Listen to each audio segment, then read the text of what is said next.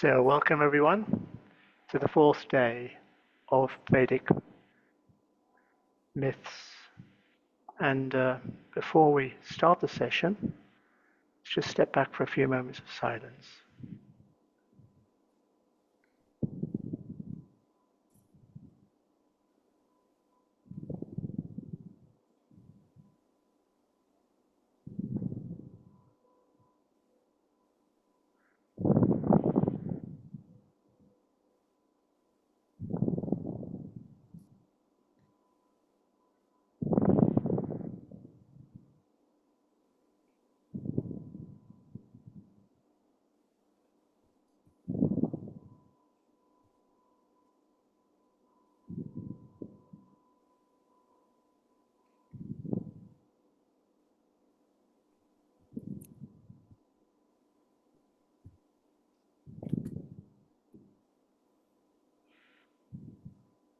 So, very, very warm greetings to you all. So, on this fourth day of Vedic myths of creation, Vladimir Yatsenko, Dr. Vladimir Yatsenko, will guide you through the concepts of heaven and earth and the creation of thereof.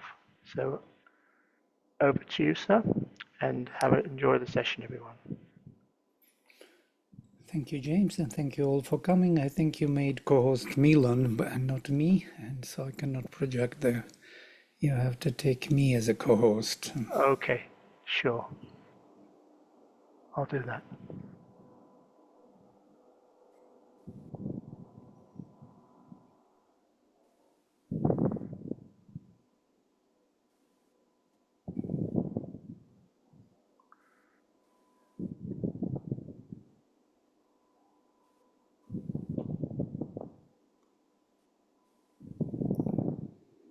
Great, thank you. Sorry. And now, yes, so we are in the fourth day. I know this is very intense, all these myths, and they deserve to stay longer in our memory, and we are rushing through them as if we want to get something new. Though everything is already there in those previous myths and visions and hymns. And still we are going ahead to touch upon this richness of ancient Vedic culture. Then later, of course, you can choose on what to concentrate. These are the questions which are for the lifetime or lifetimes. They are not the answers, but they are the layouts within which we start thinking about our life and our progress. So today we have Hiranyagarbha and the myths to the heaven and earth. And as I mentioned before, these myths of heaven and earth are the most famous, the ancient, in the Indo-European culture. You find them everywhere. The whole division on the physical, vital, and mental is due to this myth of heaven and earth. So heaven and earth at the beginning were one, and then they got separated. So the lower part of that golden egg, Hiranyagarbha, became the silver earth, and the upper part became the golden heaven. So, and in between that crack, there was something created, the space, the gap into which all the forces can enter, from the above and from the below.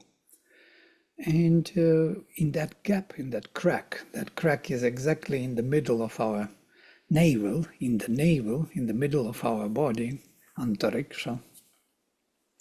It is the center of the vital world. The upper vital world is our heart center, the emotions. They are already oriented towards the mental structure or the mental consciousness. And the lower part, Svadhisthana, below navel, is something which is closer to the physical body.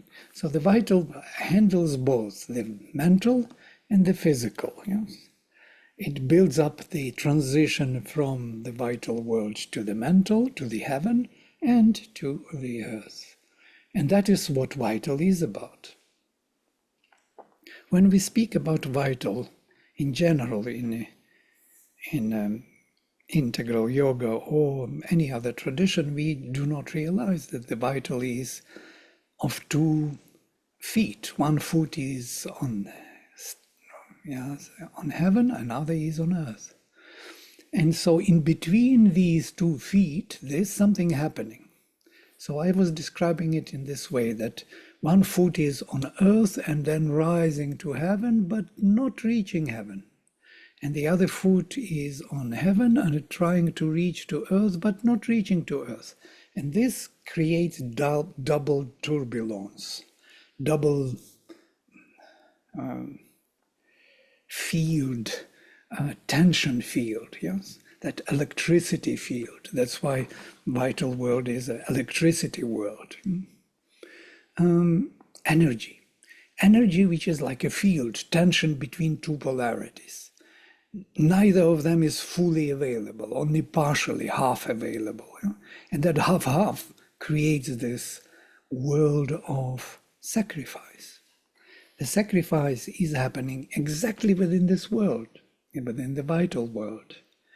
The heaven and earth are participating in this, and there are forces which are going from beyond heaven and earth. So this crack between heaven and earth, between mental and physical, is a kind of a mysterious creation of the world. Yeah?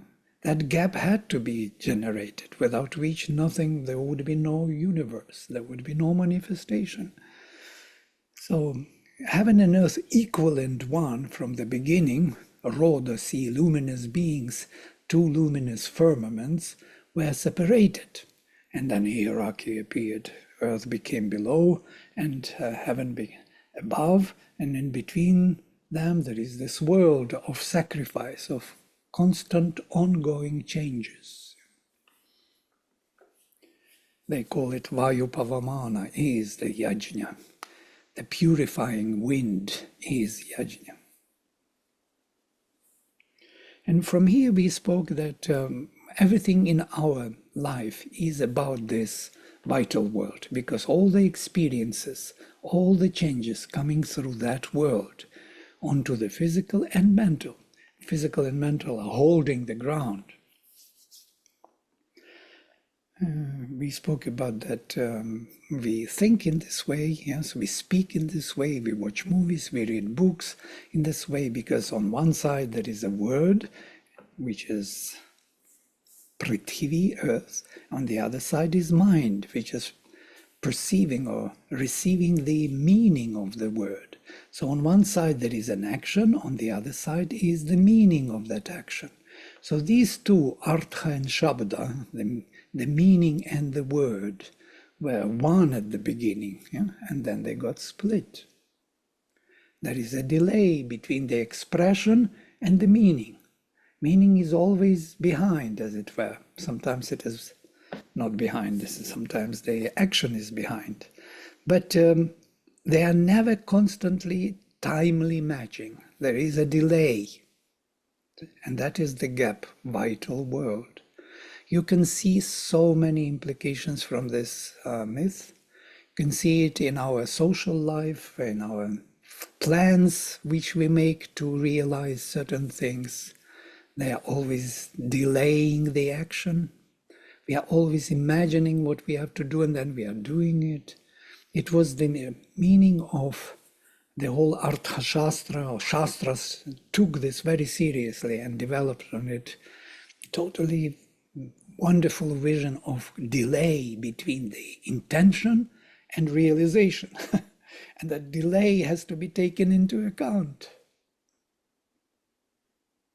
This is separation of heaven and earth. Why Soviet Union collapsed? Because they were making plans to create certain things in 5 years plan, and in 5 years we have to create so many needles, so many buttons, so many machines, and then while living those 5 years, things changed. And those needles were not needed. Technology changed, and they were still producing needles without any reason. So that, correlation between heaven and earth by prana was not taken into account. That delay, that change which is taking place, evolutionary change within pranic world, was not taken into account. That's why all statistics are very approximate, because statistics are about the past, what happened in the past. You take it as a model and you will fail, because the world is changing constantly. It's a constantly new world. New energies are entering. And if you insist on old energies to keep up with them, you will fail. You will die. You work for death. So this prana, I'm just trying to say that something more than just what the hymns are pointing us to. There are implications following from this vision of the mental and vital worlds, consciousness holding the space in between where our soul is abiding. Our soul lives within. Our soul receives all these forces and generates new relations and creates the new world by this. These two are protectors of our soul, mental and physical consciousness. If our physicality is disturbed, damaged, if our brain is damaged, we will not be able to function properly with the soul. If our mind is damaged, not brain is okay, but mind is free to run around, then we are also mentally unstable and cannot really sustain our living. So these two are the security for the soul's development. They are the father and the mother of the soul within. Yeah? Praja. This is the vision of the Veda. So we need to have very strong physical and very strong mental being. They have to be strong, on which you can really rely, and they become your firmaments, your foundation for your progress. It doesn't mean that you have to be stuck to dogmas or something. It's not that. It is the flexibility of the mind and health of the mind and health of the body, which is so important for the soul's development. The moment your body is not well, you cannot develop properly. Or your mind is not well, somewhere there is a gap or something, again, you have a problem. Why, when we are sleeping and having nightmares, we want to wake up? Because waking up is in the fortress of the body. Body is a protector. Yeah? That nightmare is the vital world. The uninvited forces came and disturbed your equilibrium. They want to possess your energies. So you are running out of it to the wakeful state, because only there you can protect yourself. The same with the mind. You can be in the healthy body, but the mind is disturbed, then it's very difficult to put you back onto the track. So here we have it, these two, heaven and earth. So I will start now making all this emphasis on the importance. We will start with Hiranyagarbha first, with this golden embryo, because it was the beginning of heaven and earth. Everything is within Hiranyagarbha.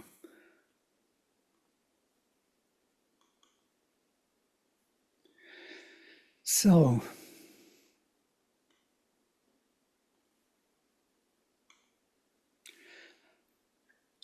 Hiranyagarbha samavartatagre bhutasya jatah patir eka asit sadadhara prithivim dhyam utemam kasmai devaya havisha vidhema. By the way, this is the hymn by Hiranyagarbha Prajapatya. Rishi is himself Hiranyagarbha. It's like we had Vishwakarma, now we have Hiranyagarbha Rishi, the son of Prajapati, Prajapatya. So the golden embryo has appeared at the beginning. The Lord of all that becomes was born alone. He has held the earth and heaven and these creatures in itself, in himself. What God should we worship with our offering? Now again, question which does not require any answer, but requires to be there. The question is to be there. What God should we worship with our offering if the golden embryo has appeared at the beginning in the Lord of all that becomes was born alone? So he has held the earth and heaven and all these creatures. So what God should we worship with our offering then? It's a question, really. Whom should we worship in this totality of things? Shouldn't we worship the whole totality or one part of it? It's a very good religious question. Ya Atmada Balada Yasya Vishva Upasate Prashisham Yasya Deva Yasya Chaya Amritam Yasya Mrityuh Kasmai Devaya Vishavidhema. The one who gives the self, who gives the power, whose order all beings respect or worship, and the gods, whose shadow is immortality and death. What God should we worship with our offering? So his shadow is immortality and death. All the changes and all the attempts to come out of death to immortality are the shadow of Hiranyagarbha. So we can identify Hiranyagarbha as something like supramental world, the world of the supermind, which is in which everything is being forged and prepared for manifestation. It is preordained creation. Everything is there laid out already and ready to be engaged in time and space. It is he who gives Atman, self, to every being. It is he, the supermind, which gives force to every being. And all the beings worship him alone, and all the gods. It reminds me the passage from Taittiriya, where it is said that Vijnanam yajñam tanute karmani tanute picha. Vijnanam is supermind. Supermind spreads all the sacrifices and all the works. Vijnanam devaha sarve. Of Vijnana, all the gods, Brahma Jyeshtham upasate, worship as the best of the spirits. So here the same, the gods, all the gods worship him, and all the men and all the creatures worship him and respect him. Because he gives the self, he gives the power to all the creatures. In his shadow is immortality and death. It's exactly as supermind is. Yeah? The shadow of the supermind is death and immortality. Immortality will take place in the field of death with the help of the supermind. There is no immortality beyond the realm of death. There is only being there, power, consciousness, bliss, but no immortality. Immortality is there only where mortality is. Hiranyagarbha. So number 5. I jump to number 5. I will not overload you with all the verses, but some essential verses I selected. Yena dyarugra prithivicha drudha. Yena svach stabhitam yena nakach. Yo antarikshe rajaso vimanach. Kasmai devaya havisha vidhema. By whom the heaven is great and the earth is strong, by whom Svar is established and the sky. Interesting, Svar is the overmental realm, and the sky beyond? Who measures out the space between heaven and earth, Antariksha? What God should we worship with our offering?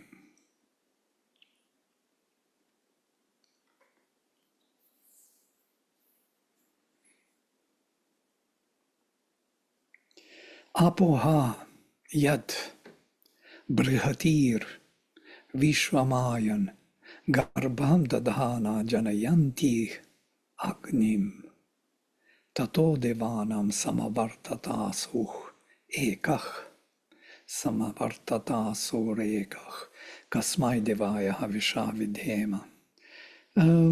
By the wide waters indeed came into creation, establishing the embryo. Those transcendental ocean came into this creation, establishing this embryo, bringing to birth Agni. Agni was born from the waters of the supramental or transcendental ocean. From that, the life power of the gods, which is one, came into being. What God should we worship with our offering? So you see that it is interestingly, waters are mentioned. Waters are those, that environment in which this Hiranyagarbha was born. And this is something interesting, because if it is the supramental realm of the truth, which was born from the transcendental ocean of Satchitananda, then it is a mysterious birth of supermind, because supermind is actually not needed by itself, only for the creation. Supermind was born, so to say, was made, is there for only one reason, for manifestation in time and space. It is recapturing the transcendental Satchitananda and putting it into the forms of being born in time and space. Everything is prepared there within the Hiranyagarbha. So it's interesting that on the waters of that superconscient ocean, this Hiranyagarbha was born. And we will look into this text from the Mahabharata. I made a very brief account of it on Hiranyagarbha. So it was born for the sake of bringing that into manifestation. Something transcendental has to come into time and space.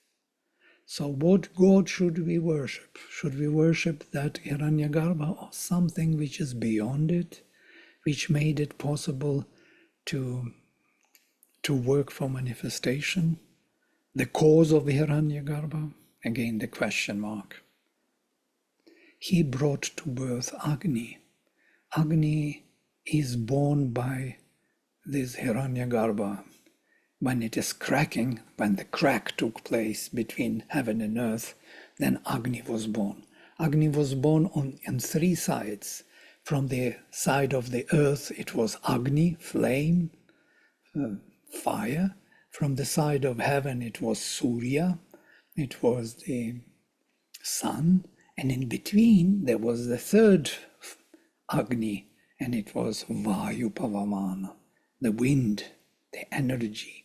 So these three energies, there is energy of the earth, energy of the heaven, and energy by itself, this Vayu, which combines both Agni and Surya. And in all the texts in Brahmanic literature, we find this, that the aim of the sacrifice is to unite these three fires into one, Agni, Vayu, and Surya. When they are combined, when they are joining, then the sacrifice is done. So we have to recollect the divinity which was spread in this space. And this Vayu Pavamana, this Antariksha, is recollecting the heaven and earth, reconnecting them in a new fashion, in the dynamic, evolutionary fashion, so they can constantly work upon the unregenerated, darkened being and transform it into the divine property.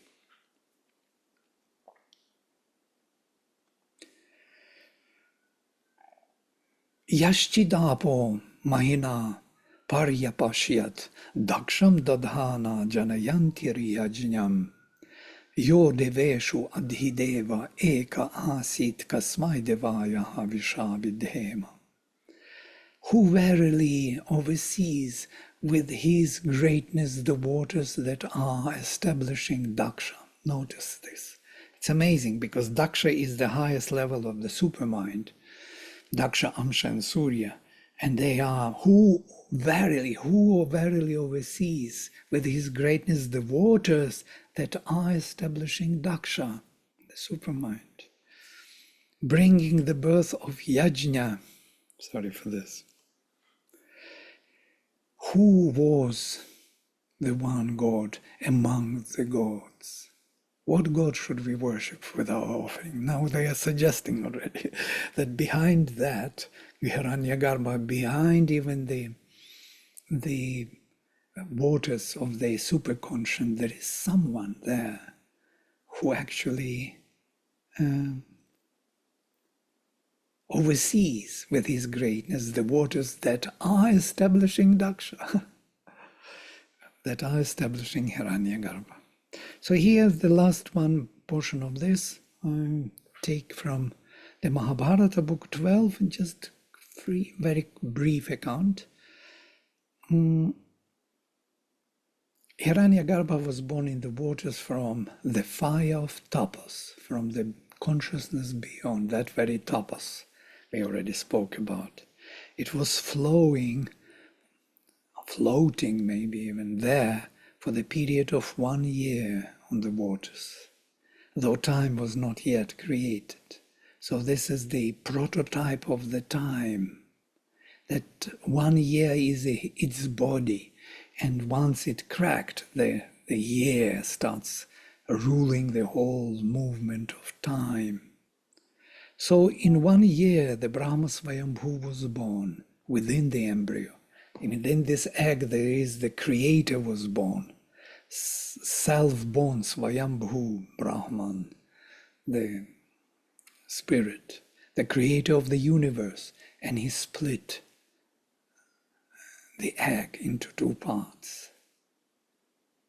The upper golden part became heaven, the lower silver part became earth. By the split, he created the space in between them. That was the beginning of the universe in time and space. So there is this Brahma Swayambhu within the creation, within the Hiranyagarbha. He has 4 faces. He looks in 4 different directions. In the later literature, he is also Prajapati, the creator of the universe. And he is also that very Brahman I was mentioning, who has 7 rishis as his sons. And these rishis are spread all over in 4 different directions, reciting mantras, generating the power of that Hiranyagarbha, manifesting the transcendental into time and space. This is the vision of the Hiranyagarbha. And we see that heaven and earth are part of it. And everything is within this egg which cracked. Here I stop with the Hiranyagarbha and I am coming to the hymns of heaven and earth. And there are too many of them. Nearly every rishi dedicated one hymn to heaven and earth.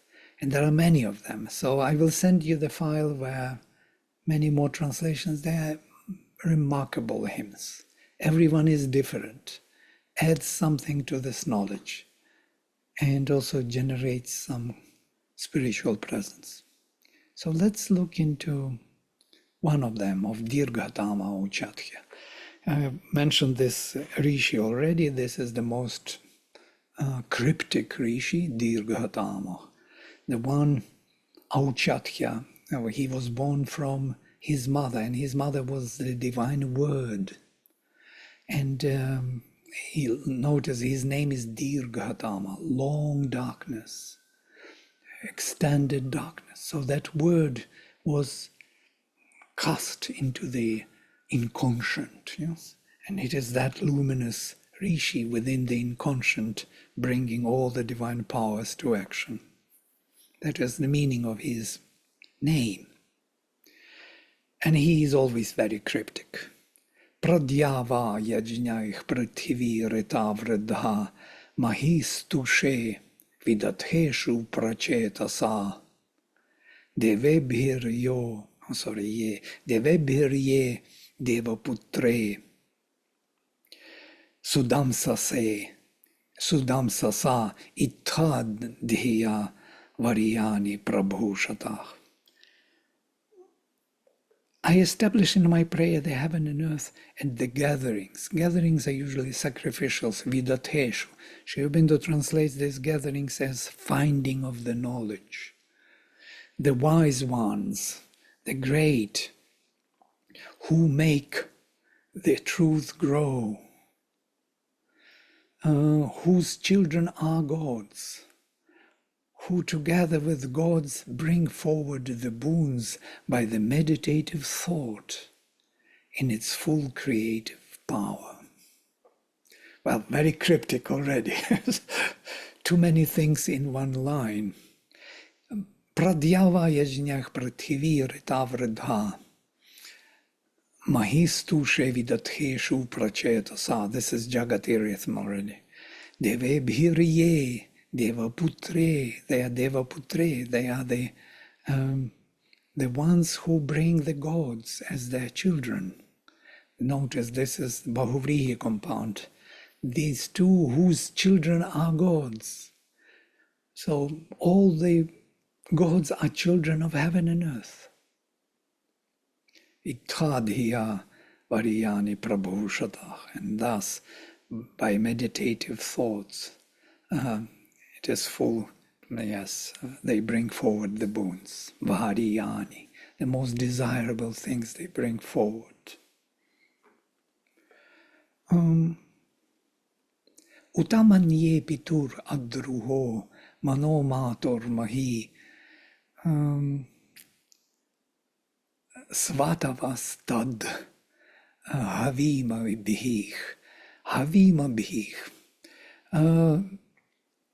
Suretasa pitara bhuma chakratuh uru prajayai amritam varima bhih. I dwell with my thought and invocations upon mind of the Father Heaven and upon the greatness of the Mother Earth, self-inherent with power.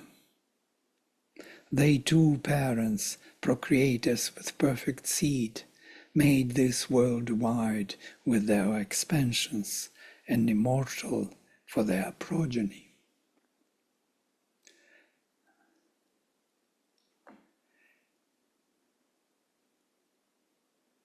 I dwell with my thought is I manye, I think, and invocations. I dwell with my thought and invocations, avima bihich, and upon the mind of the Father, pituch manach, and upon the greatness of the Mother, matuch mahi.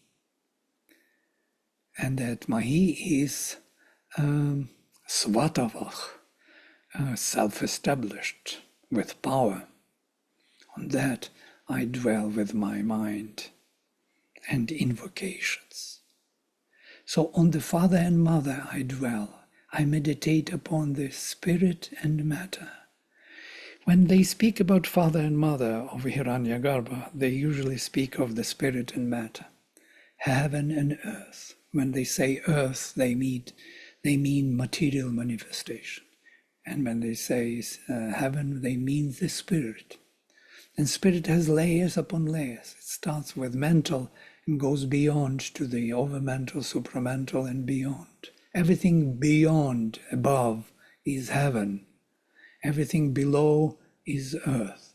And this is important because this division on heaven and earth is, if you remember, the first division took place through Hiranyagarbha. Hiranyagarbha is the supermind which divides the transcendental world, the heaven, and this world, which is earth, the triple earth, the mental earth, vital earth, and physical earth. And this is earth. And there is triple heaven, Satchitananda. and in between there is Hiranyagarbha. This is first division of heaven and earth. But then when we come down to our earth, then there is also triple division. There is heaven, mental being, vital being, and physical being, after cracking them. So again, they speak about heaven and earth. But with regard to that first crack of the first division of the transcendental in this world, that transcendental in this world are always behind this. Behind the mind, there is the supermind and beyond. Behind the earth, there is the inconscient waters, yes, and all the manifestation in time and space. So here we have this heaven and earth is a very broad term. This is what I wanted to say. So they establish for us, for the creatures here, by their expansions, the immortality, amritam varima bhih. So it's kind of amazing that they establish for us immortality. Because they are connected to the transcendental from both sides. Yes, there are two transcendental oceans, superconscient and inconscient ocean. Te sunavach suhapasach sudansasach mahijajnuh matara purvachittaye statuscha satyam jagatascha dharmani putrasya pathach padam dvayavinach. The sons of yours, skillful and powerful, brought the two great mothers or parents to their first awareness. It's amazing. So we are, as the gods and creatures and everything who is born within Hiranyagarbha, whoever is born, you remember, they were all seen, all the gods were seen in the Hiranyagarbha. We saw this in the Vishwakarman hymn. So all of them, they brought the two great mothers. Now mothers is an interesting word, matara. We'll come to it in a minute. Or parents, it could be translated also as parents, like pitara is pitris as the parents, although there are two fathers and two mothers, also parents, to their first awareness. So the awareness of father and mother comes with children, with creation. Before that, there was no awareness. The Hiranyagarbha was one. Heaven and earth were one and the same, equal and one. There was no division. That was one golden thing. And then that golden thing became silver and gold. And then between these manifestations of Hiranyagarbha, the creatures, the beings, the gods, the human beings, they brought the first awareness to them that they are the parents. O heaven and earth, the truth of the moving and unmoving you keep steadily, maybe, protecting the status of your son, who is free from double dealings. This is Dirghatama. He's very cryptic always. The status of your son, interesting, putrasya padam, or the station of your son. They protect Patha, you protect Patha, of the one who is not dual. Why not dual is mentioned in this regard? Because this is a dual creation, heaven and earth. Vayu Pavamana is dual, but the sun is not dual. The soul is singular in this dual reality.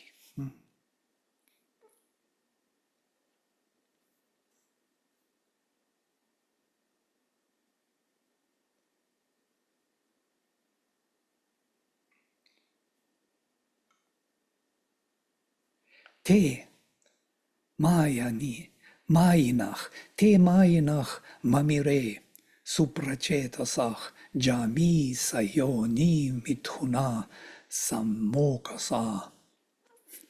Navyam tantuma tanvate divi, samudre antach kavayach suditayach.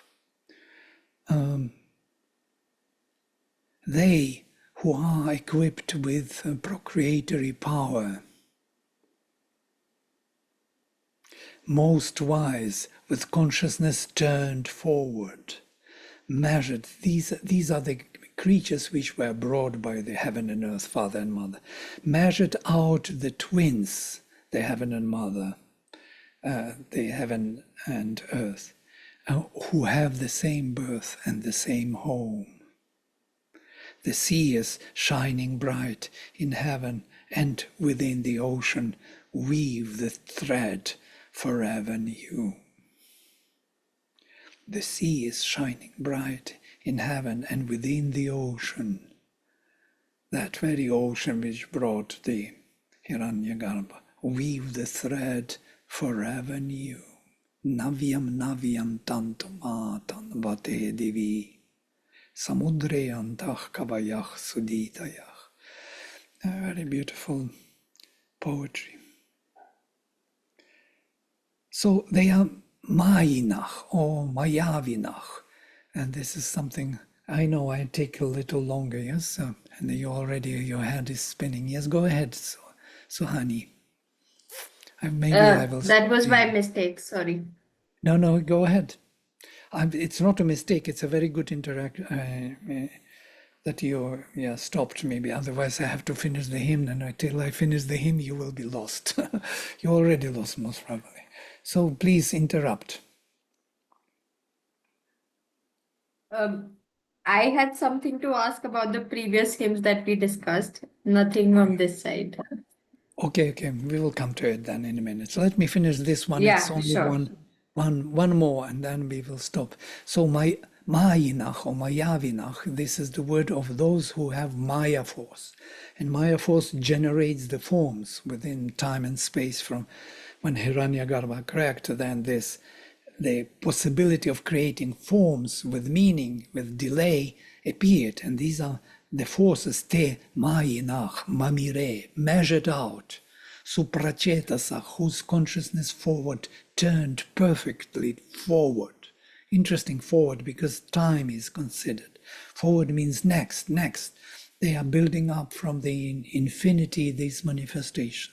Jami, Sayoni, these two relatives born from the same source, Sayoni, Mithuna, mixed or connected, Samokasa, with the same house, they generated, they who are equipped with this procreative power turned forward, measured out the twins, the heaven and earth. Mamire, they measured out these heaven and earth. Navyam tantum tanvate divi. It's always new, always fresh thread, tantum. Tantra is from here. The thread they pull forward, always fresh, always new forward. In heaven and in the ocean, inside the ocean, samudre antach, kavayach, the poets, or the rishis, the seers, suditayach, perfectly shining with consciousness. So there are these powers who are perfectly measuring heaven and earth in this manifestation, constantly moving forward, like in the cycle, forward the manifestation of these two, father and mother,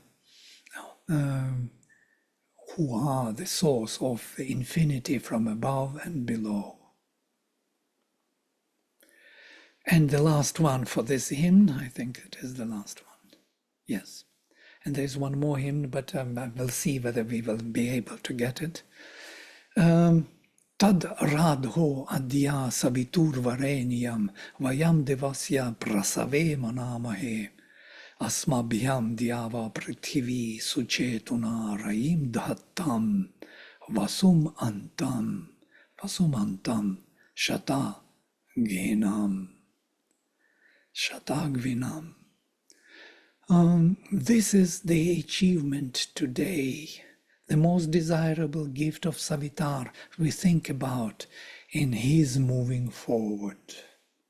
Kindly bestow upon us, O heaven and earth, the wealth and riches of 100 shining rays. So this Savitar is the action of the Hiranyagarbha, of the supermind. And Rishi asks to bestow upon us all his infinity of his consciousness 100 is always the number of symbol of infinity. And here I will stop. I know it's a little bit too much. I can feel it within myself also. And if you have some questions or some remarks, please, let's interact. It's more important. Yes? Vladimir, before I forget, in the previous hymn, it said that the seers were present in the waters prior to the creation of Hiranyagarbha. And I was wondering, that would indicate that there was something that the seers were present in the waters before the creation of the golden egg. Is that true? No, there is no such mentioning that seers were in the waters.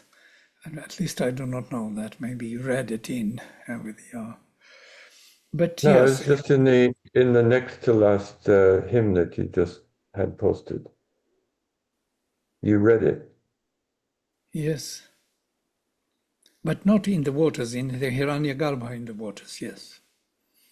Within the Hiranyagarbha, all the seers, all the gods, all the creatures, everything what comes into manifestation is there, forged, prepared for manifestation. The souls, the formats, the prototypes, divine prototypes are there.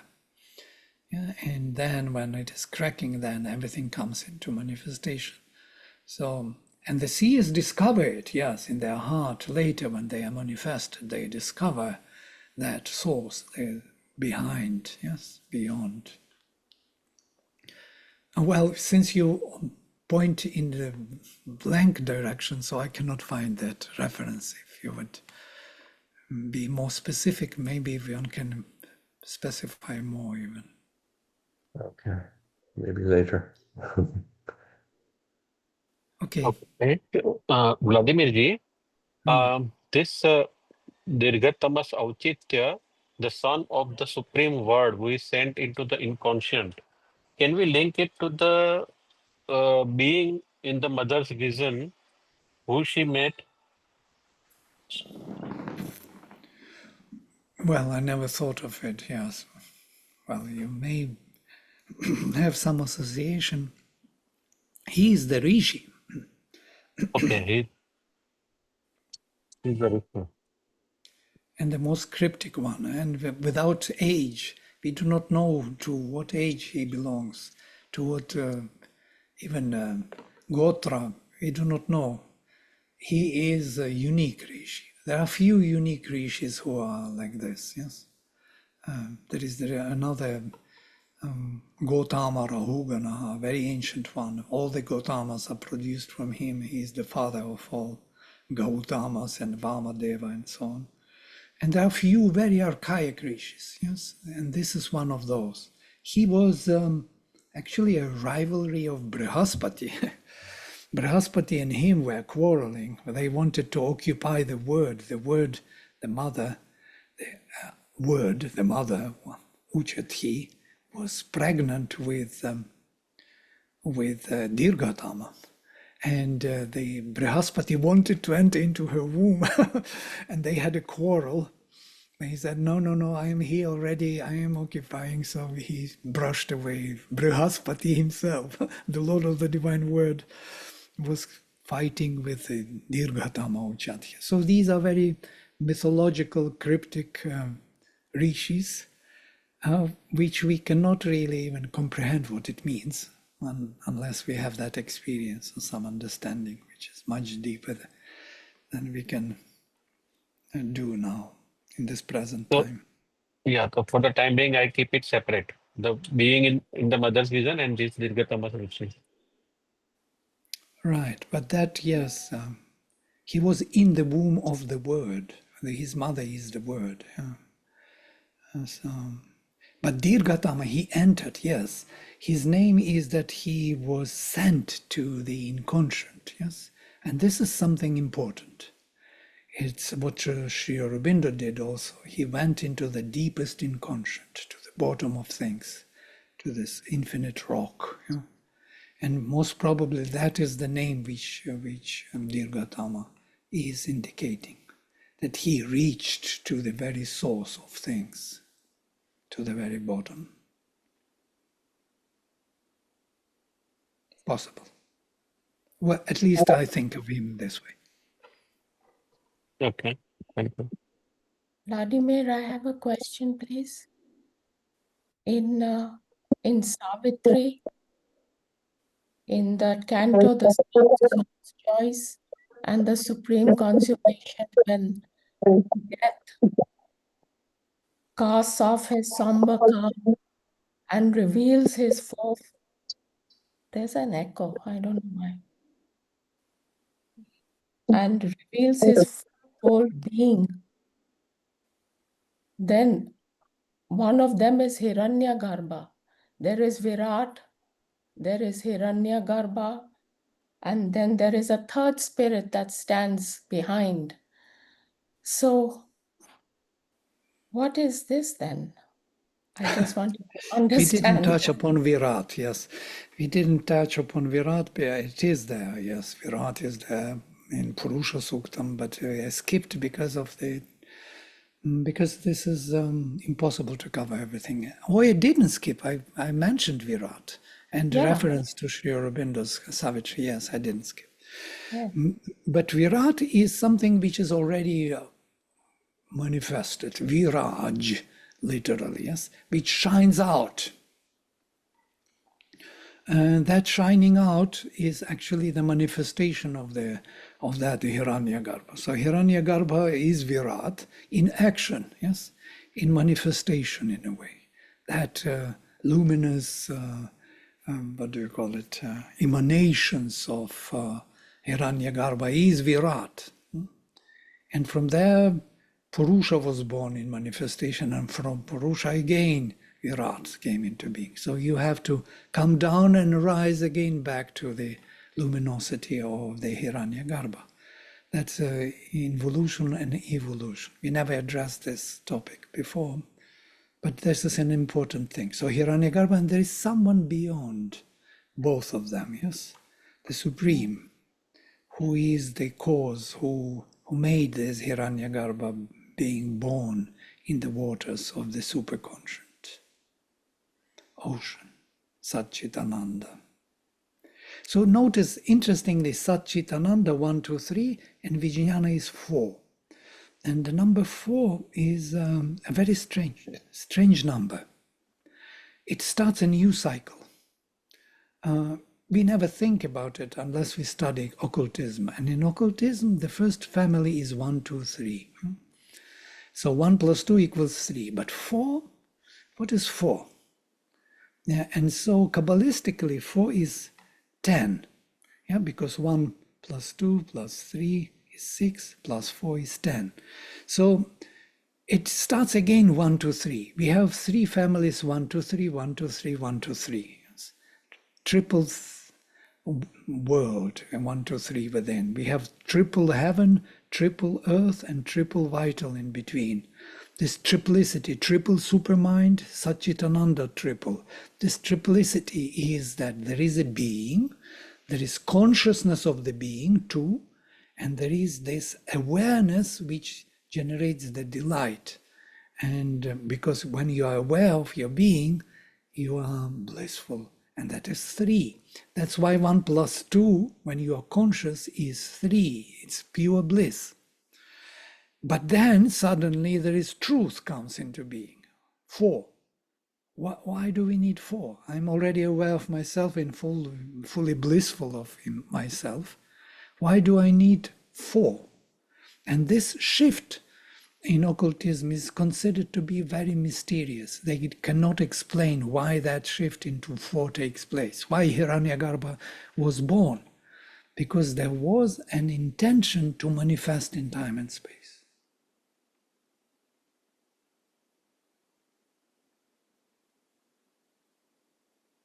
I do not know whether it appeals to you, that intention to manifest in time and space. So this world was recreated in a new fashion, in a Hiranyagarbha, everything was put into it, all the projection of the transcendental was made available for the time and space manifestation. If you think of it, and that number four, is considered to be a king, an emperor born. So if you look at the tarot cards, you will see the first is the creator, yes, the magician, though he's also triple already in himself. Then there is Isis, the divine mother, who is covered with the veil. Her face nobody saw ever. She never uncovered her veil. She is a mystery, Shakti, potential energy, which is turned only towards the divine. The third arcanum is the queen, brings to birth a child. This is 1, 2, 3. She already takes from the supreme the elements and puts that into the blissful manifestation. And this Satchitananda is then that child which will be born is the emperor. He is a Brahma Swayambhu, who is born within the golden embryo, the golden egg, and manifested it in time and space, all the transcendental powers. This is an amazing vision of the occultism. And they speak about this four, that it is really not needed. It's very difficult jump from 1 to 3 to 4. There is a gap between the two. So, and that gap most probably is difficult to explain.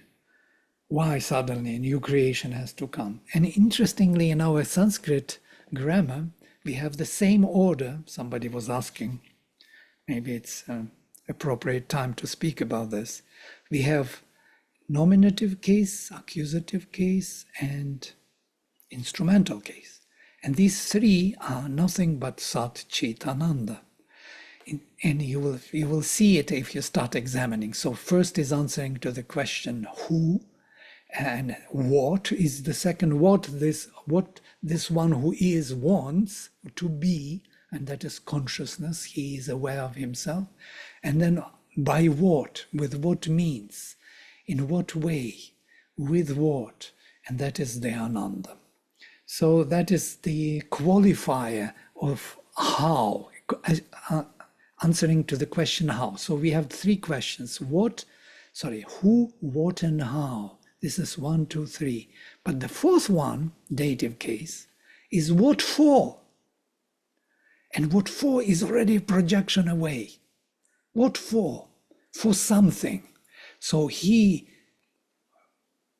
who, what, how, what for? For creation. And this is the beginning, the shift, the number 4. It moves away from the original family 1, 2, 3 into a new family. 4, 5, 6 is a new family, which also corresponds to 1, 2, 3 of the second level. And there is third level, 1, 2, 3 is 7, 8, and 9. So 3 times 3, these are Navagvarishis. If you study it, you will see the reason in it, the meaning. But of course, now when I'm speaking, so I don't think that most probably it's even appealing to something. But if you want to look into it, we can look. We did look with our groups. We did study these numbers. Occultism, 1, 2, 3, 4, 5, 6, 7, 8, 9. These are 3 times 3 families. And interestingly, it ends with 9. 9 is a full circle. And then you start again, 10, a new 3 times 3. 10 is the new beginning, manifestation. It's already rising, it's already ascending, evolving. 10 is evolution already. New cycle of 3 times 3.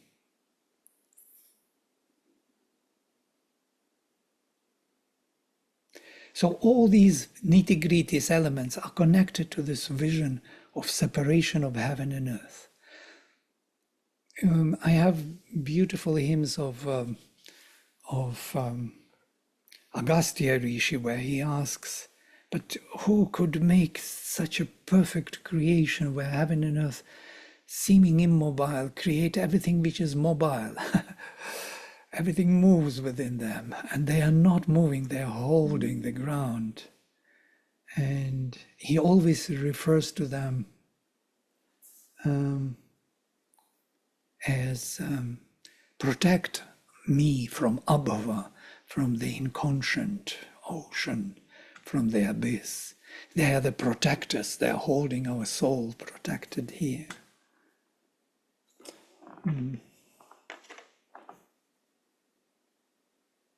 I have to do something.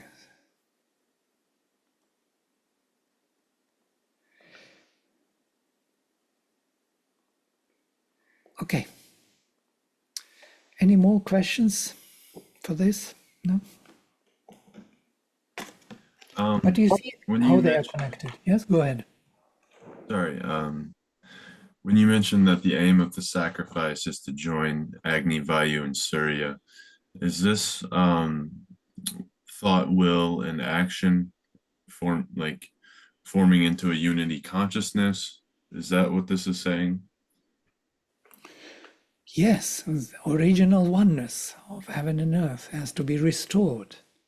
Yes, it was created for the sake of manifestation, but now it has to be restored with all those sons which were generated, creatures. They are to restore the oneness through themselves. We are heaven and earth. Yeah, that we have the mental and physical being, and we have the vital in between. That restoration is to take place within ourselves, within everyone, everything. And then this manifestation will be divine, immortal. Right. What those three represent, is that what they represent? Because I remember reading that Sri Aurobindo talked about unity consciousness being having no contradictions between thought, will, and action. And I was just curious if that's what Agni, Vayu, and Surya were representing. Also, yes, very nice. Yes, the will is connected to our actions in the physical, yes, so to say. At least it is the Vedic vision. Then later it is shifting in the Gita a bit more, becoming more psychological. Will, the heart is the love or the emotion, and the mind is heaven. Yes, absolutely. And in that sense, it is a restoration of this oneness, yes, where the will, the heart, and the mind go together. They have one aim, they live for one purpose. Yeah. So, in that sense, yes, that is the restoration of the oneness of heaven and earth. Okay. Thank you. Yeah. Vladimir. Yes. And thank you. Actually, for some reason today, something just lighted up.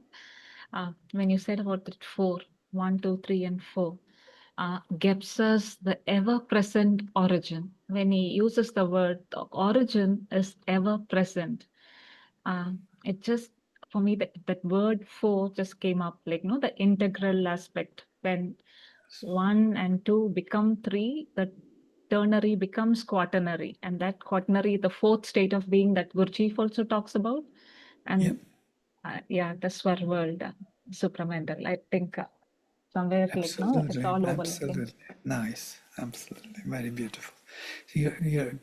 What Deepti says is that in the Gapsarian vision, we start with zero difference. So to say, Adam and Eve are equal and one. They do not distinguish. They live in heaven.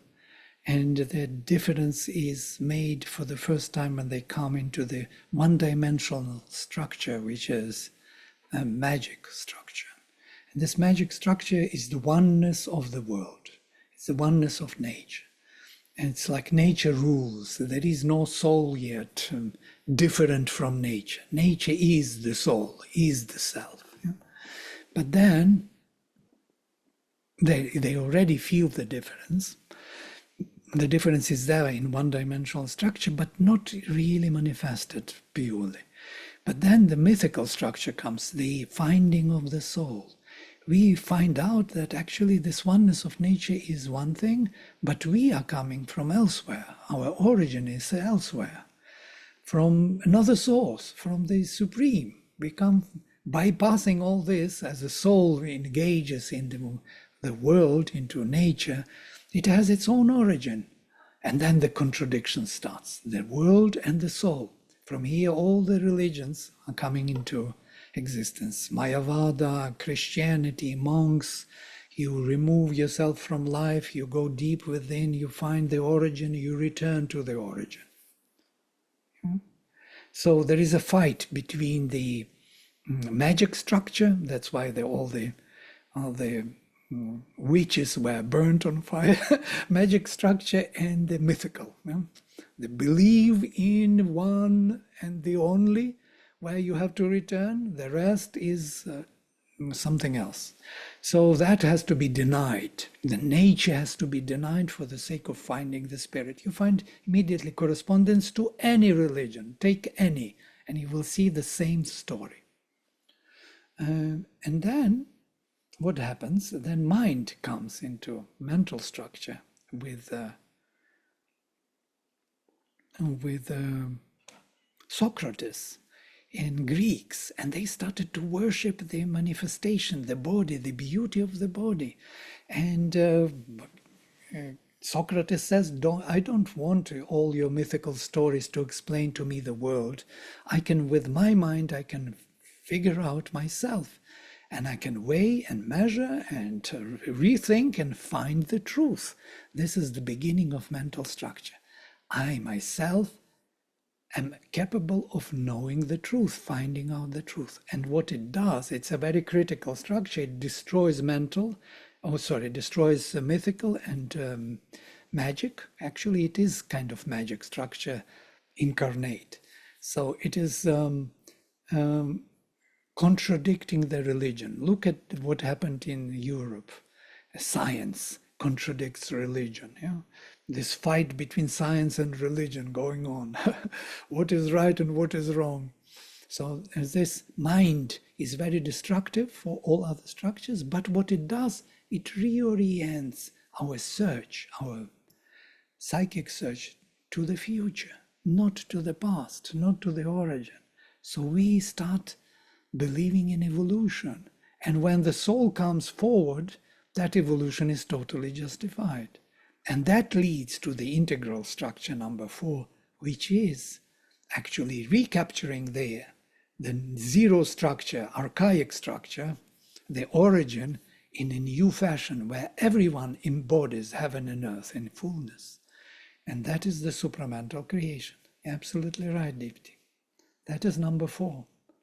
Mind is number 3, and number 4 is the supermind. Next structure is supramental, where the oneness is embodied by everyone. And that's why he speaks about integral structure in this way, that diaphaneity, transparency, and all the structures become, contributing to the one knowledge. They are no more contradictory. They are actually helpful and needed. The oneness of the world is needed. The finding of your individual soul in relation to the source is needed. Your mental critical structure, where you can operate by the mind with the precision of embodiment, is needed. But they are not contradictory anymore. They are complementary to some other higher state of consciousness.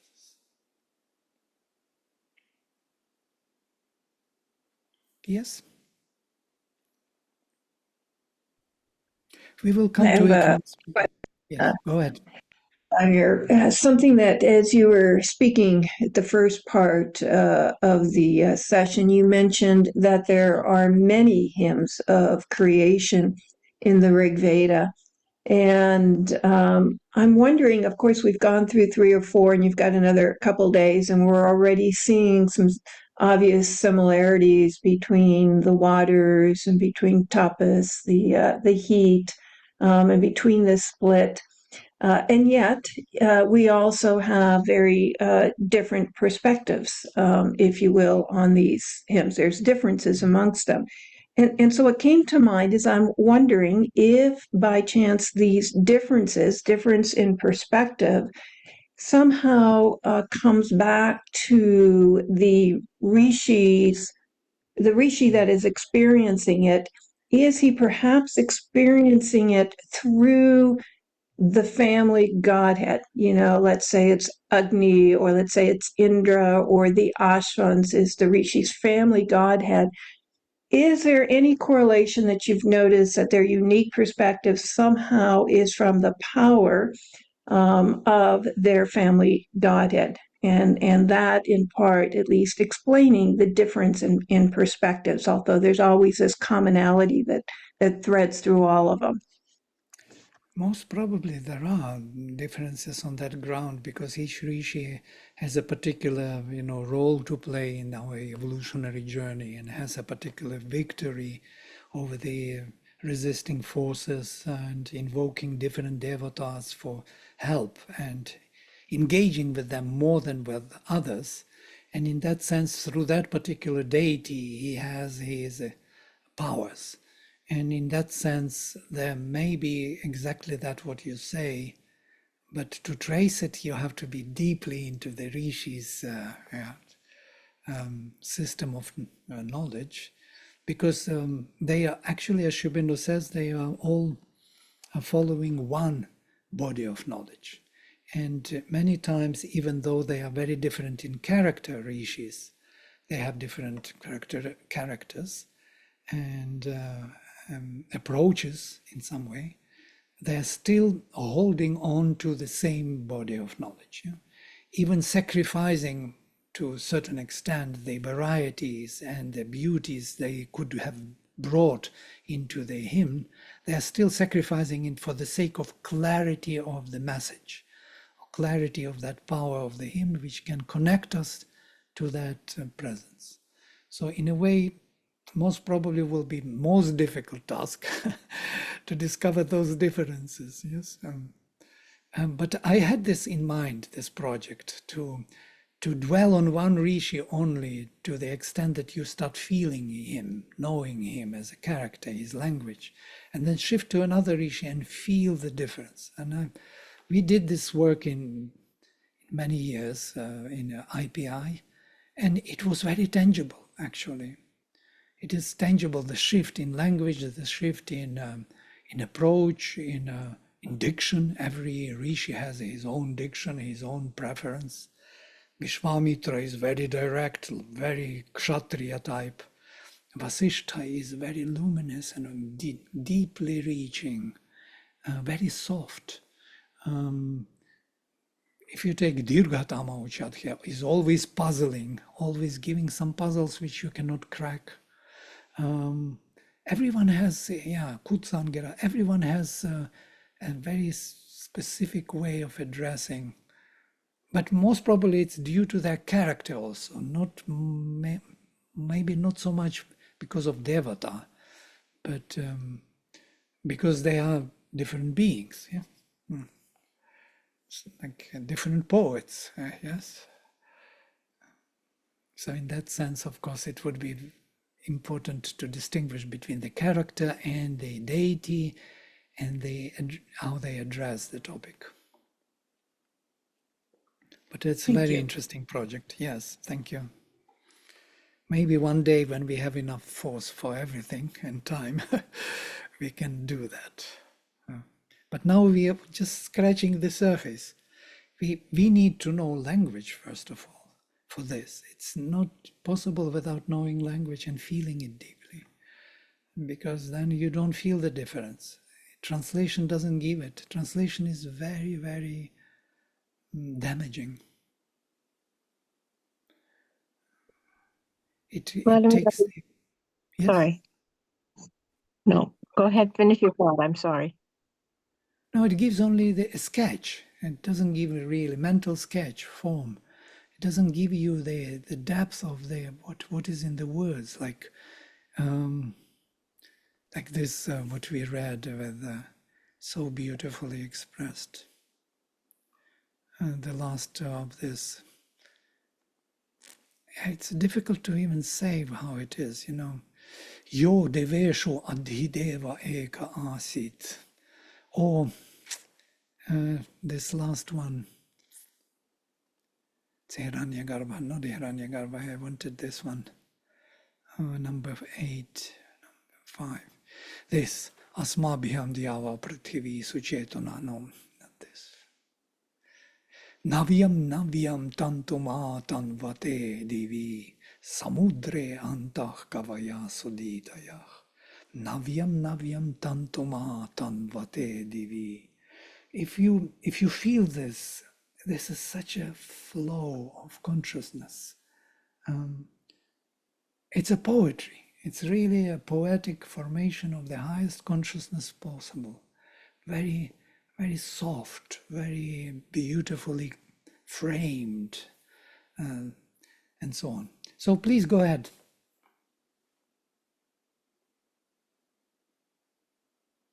I just wanted to share, oops.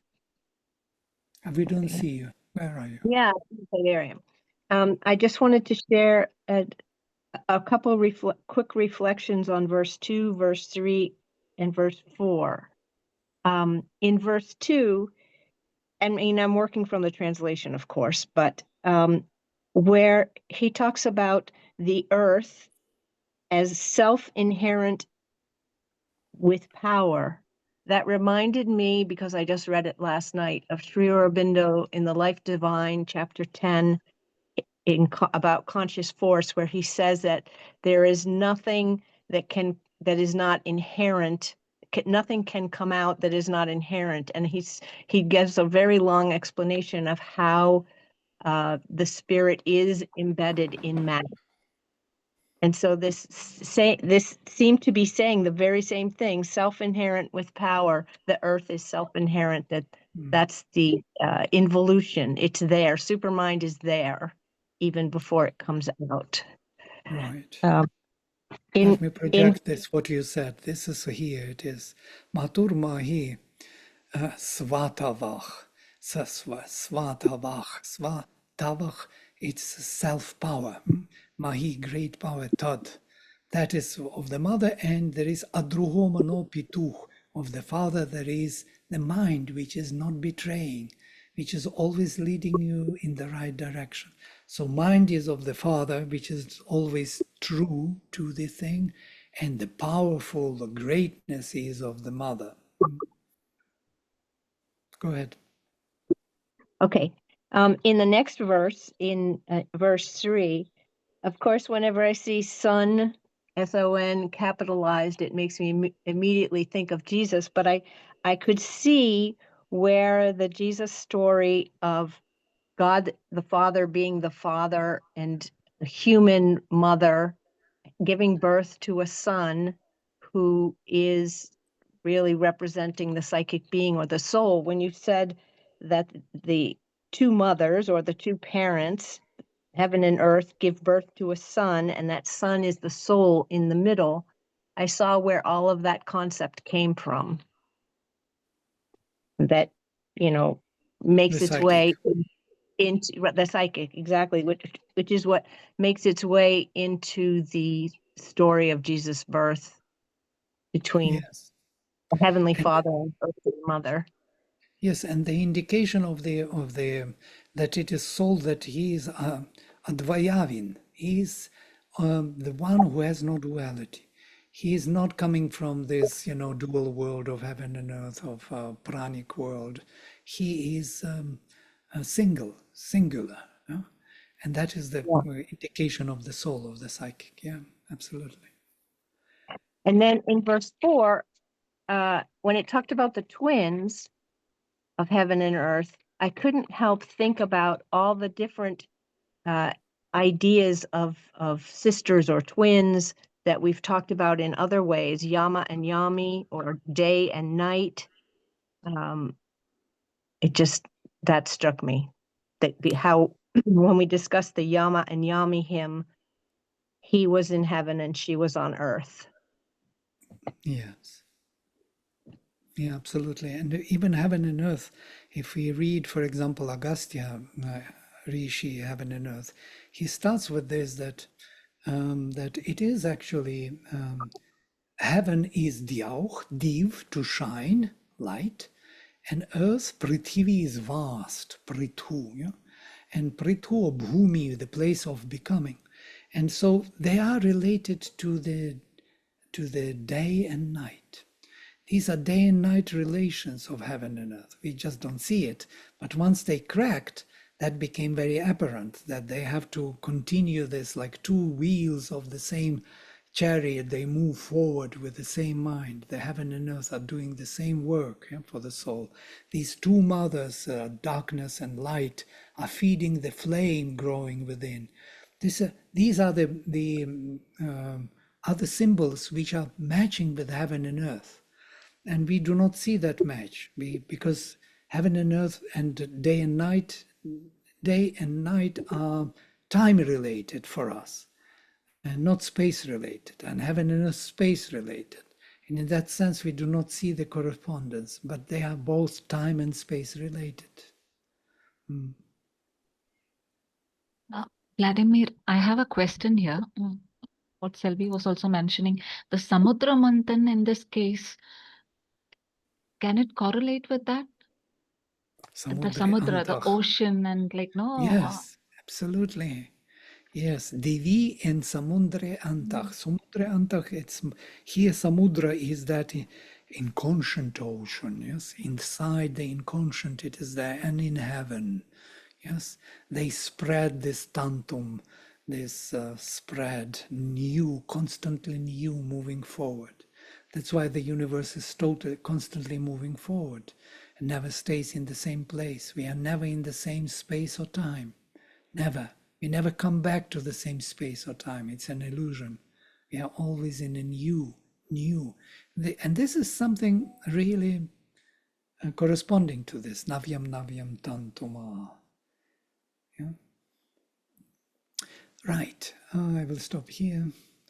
Most probably I will not be able to cover this next one, but I will send you the hints. You can examine them yourself. Now you have something in approach, a particular approach, to see them, what they represent. And this triple nature of physical, vital, and mental comes from this myth, Indo-European myth of heaven and earth.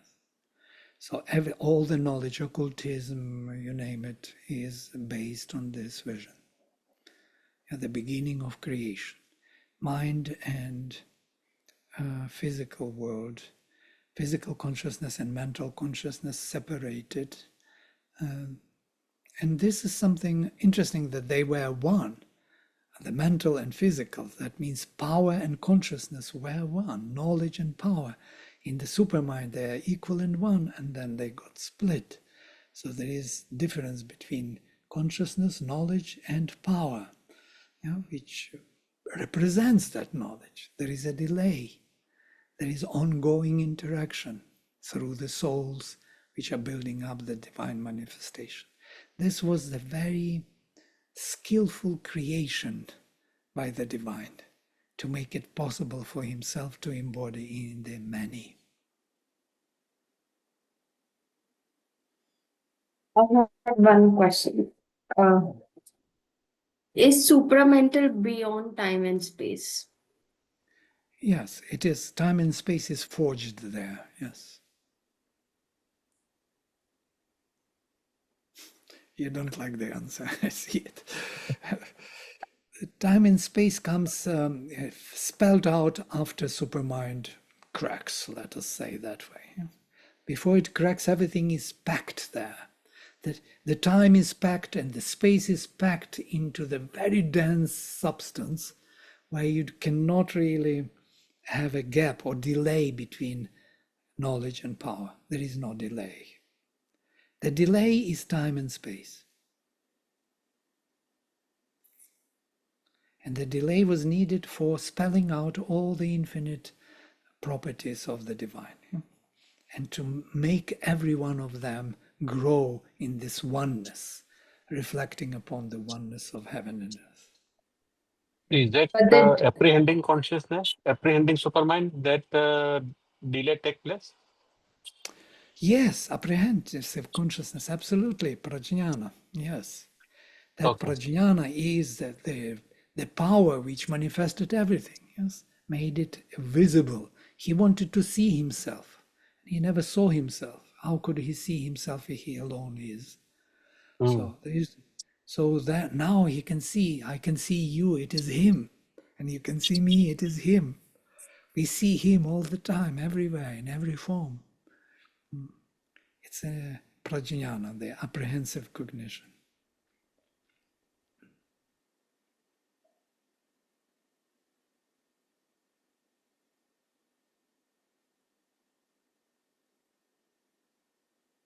I know not everybody knows what prajnana is. It's from Aitareya, and those who studied with me before, we looked into these four major faculties, major secret operations of consciousness. Yes, ajnana, vijnana, prajnana, and samjnana. Four of them.